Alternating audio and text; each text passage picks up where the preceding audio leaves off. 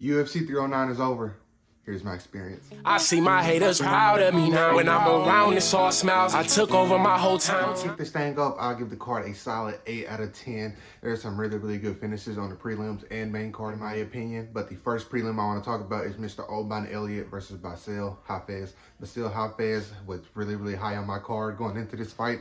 I thought he was a really live underdog. And that just showed me how good Oban Elliott was as he was able to put on a master class. I thought he was on the route to get a decision. He was not. He was still looking for the finish late in the third round. And that's exactly what he got with that big overhand right. Shout out to Oban Elliott. I will not disrespect the Welsh gangster again. The next fight on the card I want to talk about is Mickey Gall versus Ramiz Brahima. Ramiz absolutely put on the absolute clinic. I'm not going to lie. I thought Mickey Gall was coming into this fight about to start a new stretch in the UFC. I'm talking about championship level stretch.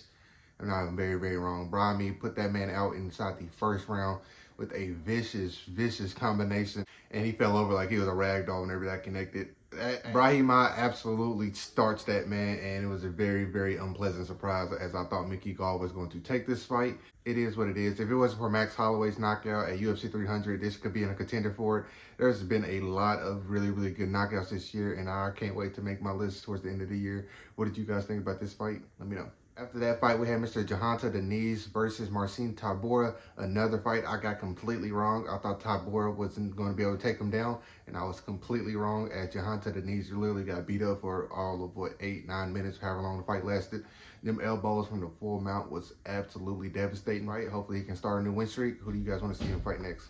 Another fun prelim fight we had is Mr. David Onama versus Roberto Romeo. This fight was really unexpected as Romeo came into this fight on late notice. He got there on Thursday or something crazy like that, and he put on an absolute fantastic show for him to get this fight on late notice versus a really good prospect in David Onama. He showed that he has a really good chin, and he can also push the pace, which is a fantastic combination in any weight class, and especially this one. What did you guys think about his performance, and how did y'all feel about David Onama's sort of bounce back performance towards the end of the fight? Kind of show that he's been there and he's a vet inside the UFC. What do you guys think? In a battle of the vets, we had Jim Miller versus Damon Jackson. Jim Miller gets it done inside the first round with a guillotine choke.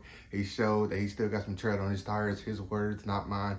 That man said he's trying to get to 50 and stop it and call it a career. I think he can do it. What do you guys think? In the prelim main event, we had Mr. Marcus McGee versus Jonathan Martinez. McGee looked pretty good in the entire fight. I mean, those leg kicks towards the end really starting to catch up on him.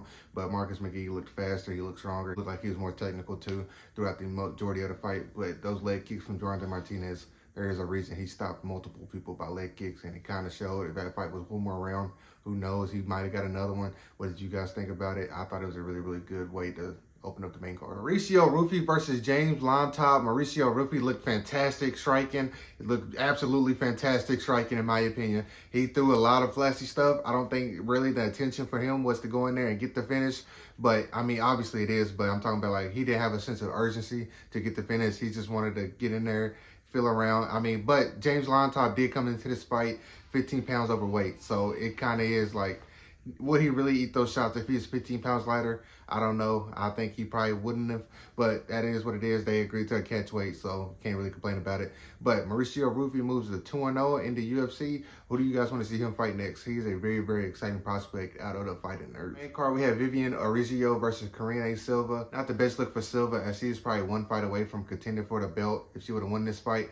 But she looked like she wasn't ready for it, and she looked like she kind of gassed kind of early in the fight, which is not a good sign. If you can't go 15 minutes, you can't go 25 minutes. Not the best fight. What did you guys think? Let me know. I mean, Orizio looked fantastic in it. Not to take anything from her, but I expected a little bit more from Karine Silva. Bo Nickel versus Paul Craig. A lot of people expected Bo Nickel to run through Paul Craig, and I kind of knew that was not the case. Bo Nickel is a very young and raw prospect at this moment. He's, 6-7 fights in. Paul Craig has finished the likes of Jamal Hill and Magomed Ankalaev. You don't go in there and run through somebody like that unless you're really good. And I think Bo Nickel can be good. I don't think he's that good yet, but Bo Nickel went the full 15 minutes. I think he kind of needed it for his career. What did you guys think about his performance? Do y'all think he's overrated like the New York crowd was chanting? Let me know. In the co-main event of the night, a fight that I thought had no business or any type of chance to go to decision, went to decision with Charles Oliveira versus Michael Chandler. Charles Oliveira looked fantastic, phenomenal shape. That is a championship level fighter still. That man came back and absolutely dominated. And I mean dominated Michael Chandler. Michael Chandler highlight of the fight was those two back-to-back slams in like the last 20 seconds of the fight. That's not really a good highlight if you're getting your ass kicked the entire fight. But, well, I'm not going to say that. He kind of hurt him in the 5th round a little bit too, so I'll give him that. But besides that, Charles Oliveira pretty much pitched a shutout. 5-0 easily, unless you want to give him a 1 round and a 5th round. You can give him that. I don't think so. What did you guys think about it? Charles Oliveira is going to be the next in line after Islam Makhachev tries to defend his belt against Arman Tsarukyan. How do y'all see that one going? How did y'all feel about Charles Oliveira's performance? What do you guys think Michael Chandler does after this? Let me know. In the main event of the night, we had the GOAT return, John Bones Jones versus the heavyweight GOAT, Stipe Miocic. John Jones looked fantastic.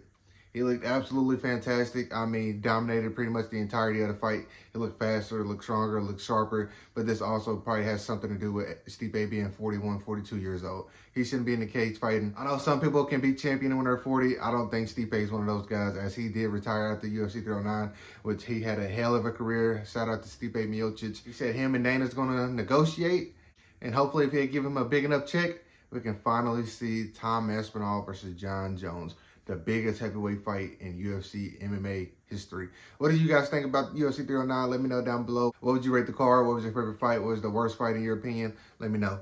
Like always, if you enjoyed the video, please make sure you like, comment, and subscribe. Be good people. Peace.